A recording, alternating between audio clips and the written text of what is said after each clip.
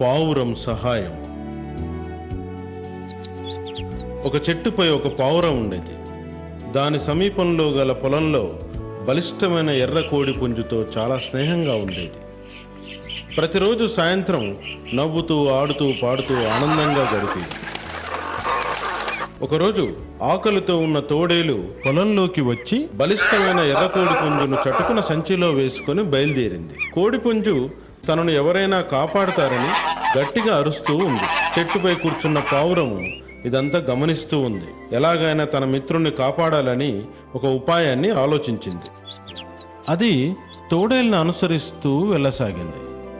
అలా వెళ్తూ వెళ్తూ వెళ్తూ వెళ్తూ కొంత దూరం వెళ్ళాక తోడేలు ముందే తనకేదో దెబ్బ తగిలినట్టుగా సడన్గా కుప్పకూలిపోయి చనిపోయినట్టుగా పడిపోయింది.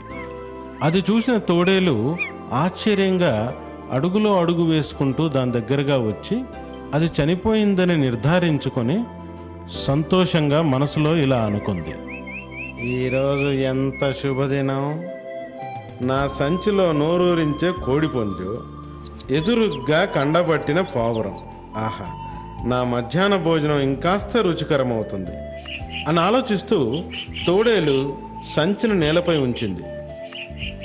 ఎర్ర కోడి పుంజుకు సంచిని నేలపై ఉంచినట్లుగా తెలిసిపోయింది. అది సంచిలో నుండి బయటికి రావడానికి ప్రయత్నం చేయసాగింది. ఈలోగా తోడేలు మెల్లగా చచ్చిన పావురం దగ్గరకు వెళ్ళి దాన్ని తీసుకోవడానికి వంగింది. ఆ క్షణంలో వేగంగా తుర్రుమని పావురం ఎగిరిపోయింది. ఈ కాస్త సమయంలో సంచి నుండి ఎర్రకోడి పుంజు బయటకు వచ్చి దాని స్థానంలో ఒక రాయిని ఉంచి చెట్ల మధ్యలో దాక్కుంది.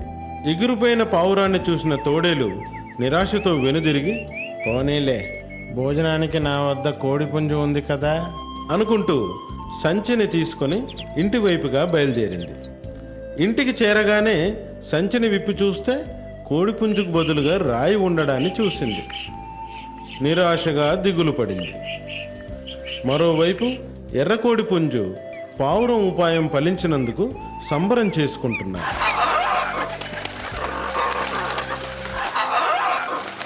ఇందులో నీతి, భుజబలంతో గెలవలేని దాన్ని బుద్ధిబలంతో గెలవగలం.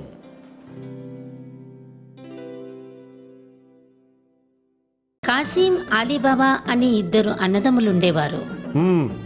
కాసిం వివాహం ధనవంతుడైన వ్యాపారస్తుని కుమార్తెతో జరిగింది. అందువల్ల అతని ఆర్థిక పరిస్థితి బాగుండేది. కానీ